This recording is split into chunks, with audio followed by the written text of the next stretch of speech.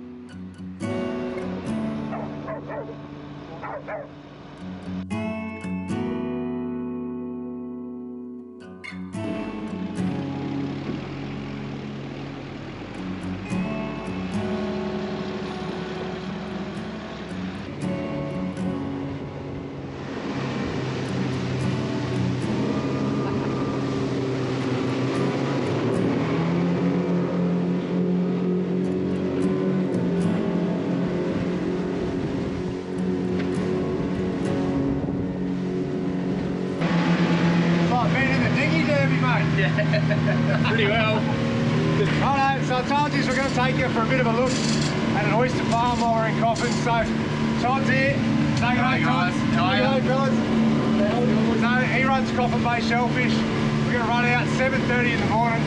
These boys go out every morning and do, what do you grade? You pick oysters, check them all out. Yeah, grab the oysters, work out if we're going to harvest or grade them through a machine and get them back out in the arvo. So yeah. Okay, so we're going to run out here. I'll show you what they do over the next few hours. Just to get a bit of inside info on the oyster farming around Coffin Bay.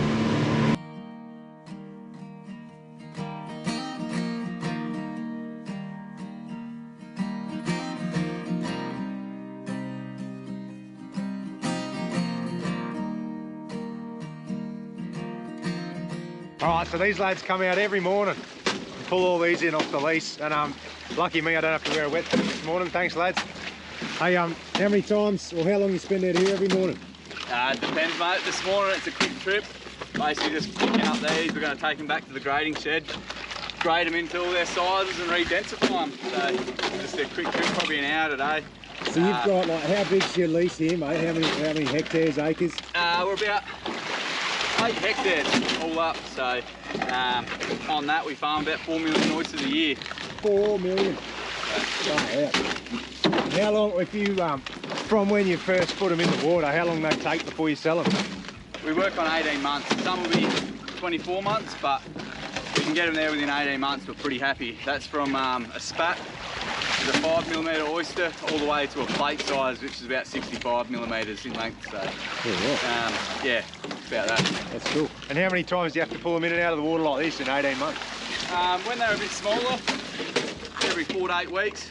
As they grow a bit older, it's every 3 months. Yeah, right. So, you know, an oyster will travel in the shed sort of up to 10 times maybe, yeah, through its duration and while it's on the farm to people's plates around Australia. So there you go. Far out. It's pretty labour intensive, eh? So every morning, even winter. Can you imagine winter down here in Coffin Bay? I reckon you'd be wearing sleeves on your wetsuit then, bud, eh? Yeah. All these posts will be underwater in winter, so yeah. Fun times. Now you got to think about, like, oyster farming. You think, oh yeah, it wouldn't be too many dramas with pests and that, all that sort of stuff. But have a look at these ones. They have, like, well, barnacles. They spawn as well. Check out all these baskets. They're just covered in barnacles. So are they your biggest pest you got to deal with, mate, in oyster farming? Pretty well. Barnacles. Every year we get a barnacle settlement. This year we've had a really big barnacle settlement. As you can see, they stick to everything and they grow quite quick. Within 4 weeks they can sort of turn from little specks into that. So this is the worst of it. Do they get on the oysters or just on your cages? No, they do get on the oysters, which the wind will help hit them off the oyster. So this one on the outside, they're still quite clean, but as you can see, still barnacles on there.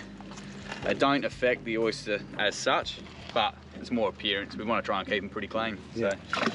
So, yeah. Is that it? Is there any other pests and stuff you got to deal with the oysters? mussels. Yeah. Yeah, mussels can be a problem as well. They clump the oysters together. They're the two main ones, and there's always little worms and stuff that can get into oysters and eat the oysters at certain times, but yeah. Hey, if you've ever wondered how an oyster starts and how small it is, well, I'm going to show you. Well, not me, Toddy's anyway. Where do you get them from, man? Basically, these are from a on-land hatchery in near Port Lincoln in Point Boston. Yeah. They're originally a Tasmanian company, been doing it for 40 years. They teamed up with a Port Lincoln local abalone farm and now producing spat. So I picked up these 1 week ago. Look how small they are. 5mm screen size, which basically means a 5mm mesh they don't quite fall through. And already they've probably got 4mm of frill in 1 week. So they're growing quite quick. This is our biggest growth period right now, end of summer. So in there's probably 7,000 oysters. Shivers. So what is that, if for you to buy 7,000 tiny one spats, how much does that cost? that bill there is about 20 grand. Yep. Shivers. 20 grand. But that's for a million. There's a million just here. So a million spat is Yep. 20 grand. Yeah. Roughly, depending right. on the hatchery and the size. Yeah. So you buy 4 million a year. You do the figures. You Yeah. can spend between 80 to 100 grand, depending on the size. The bigger the spat, the more it costs. But hopefully you can get over half of them to 70% through to sale, and then make a profit at the end of the year. That's sort of, as much as we enjoy the lifestyle, you still got to make some money. That's it. Hey, while you're there, how do these the racks work, mate? Like, what are they hanging on, and how do you tension them? Yep. So basically, I'll start with the post. The post is just pumped in with a jet pump, basically like a water pump, on a gower pipe. That water pushes the sand out, and you put the post in, the sand settles. On that, we have some different risers for different heights, different times of the year. The summer, lower tides get them down lower, so they're in the water.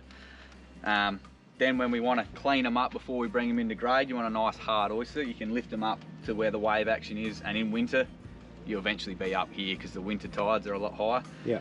They're hanging on a high tensile, there's two systems. There's a plastic, high tensile plastic, inside this protective coating, or you can get a gower wire, almost like a fence wire, and that's just tensioned up, just like your farm fence. So you just got like a strainer post at the end of each row. That's it. And you just tension them so that it holds all the baskets. Yeah, basically, yeah. Happy days. 20 years ago, this was all solid timber rail. You couldn't lift it up or down, so you couldn't get that wave action. You couldn't accommodate the tides. So just where the industry's come in 20 years, it's come a long way, making our life a lot easier, more productive.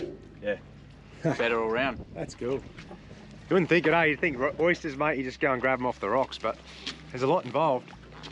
I don't know if I could do it in winter. I just don't know. Tom was just telling me some mornings it's -1 and the water temp is 11 degrees. How do you reckon you'd go in that?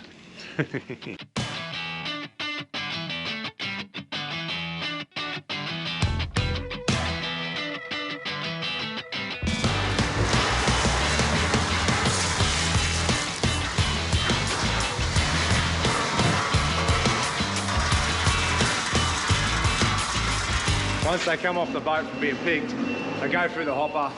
They all end up the same size in different crates. Yep. And then the same size oysters go back in a different basket and go back out to keep growing.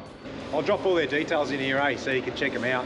And mate, if you're around the country and you see Coffin Bay shellfish oysters, I reckon grab a couple. That's it, get on it. I hope you enjoyed that this morning. A little bit of a look around at a family-run oyster farm. That blew me away, mate. Not only how good they tasted, but just how they farm them and how many hours they spend grading and handling, and how long it takes to grow oysters. Man, it's full on, eh? Pretty bloody interesting. So thanks heaps to those boys, Coffin Bay Shellfish. They don't do commercial tours. I was lucky enough that they invited me out to have a look, so thank you very much for that. And I hope you guys watching enjoyed the info. I've got a dozen fresh oysters in the fridge. I'm gonna go home and enjoy them with a couple of cold beers to Savo. See if Beck doesn't want to try a fresh Coffin Bay oyster.